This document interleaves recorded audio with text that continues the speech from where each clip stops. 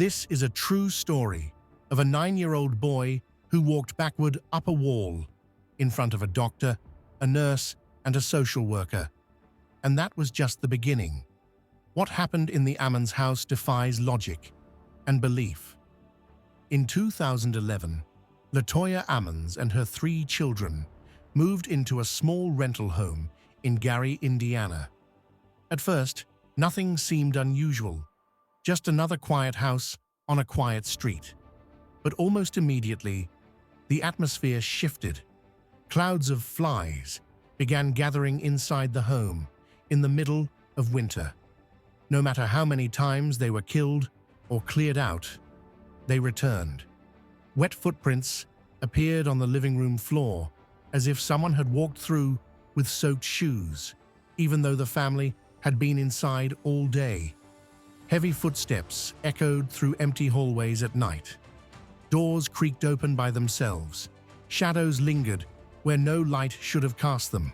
It was subtle at first, then it escalated. The children were the first to be affected. They complained of a presence watching them.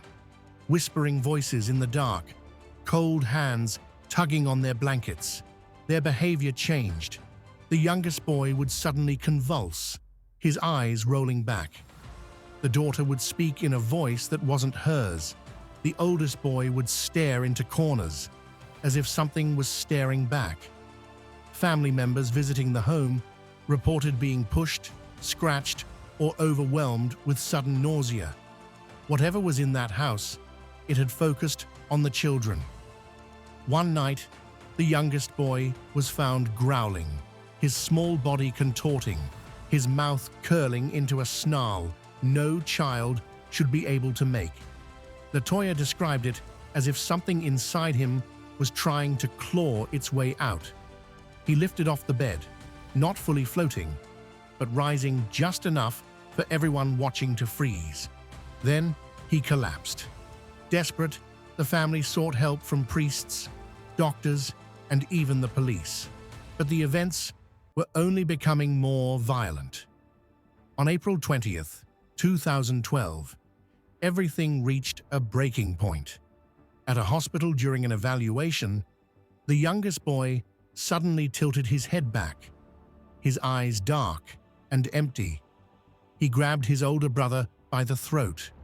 It took several adults to pull him off, and then, in front of a doctor, a nurse, and a social worker, the boy placed his feet flat against the wall, leaned backward, and walked straight up, completely vertical, never breaking eye contact, never losing balance, until he flipped over the doctor and landed on his feet. Every person in that room later signed sworn statements verifying what they saw. None of them could explain it. With witnesses, documentation, and multiple agencies involved, the case became impossible to ignore. Police visited the house, and what they found terrified them. One officer recorded a strange, oil-like substance dripping from the walls. A forensic team wiped it clean. Minutes later, it returned. Thermal cameras picked up figures moving through empty rooms. A heavy boot print appeared on a basement floor, covered in dust, too large to belong to anyone in the house. Everyone who entered reported the same suffocating feeling, like the air itself was watching them. Father Michael Maginot, a local priest, agreed to investigate. The moment he stepped inside, he said he felt a cold force press against him, as if trying to shove him out. He interviewed the family, blessed the rooms, and performed 3 full exorcisms, one of them solemn, approved by the Catholic Church. During the rites, the children screamed in voices that didn't belong to them. Objects shook, lights flickered. LaToya herself convulsed, her face twisting in pain. The priest said the entity was strong, ancient, and deeply rooted. After months of torment, investigations, possessions, and exorcisms, the Ammons family finally left the house for good. And almost immediately, the activity stopped. The children recovered.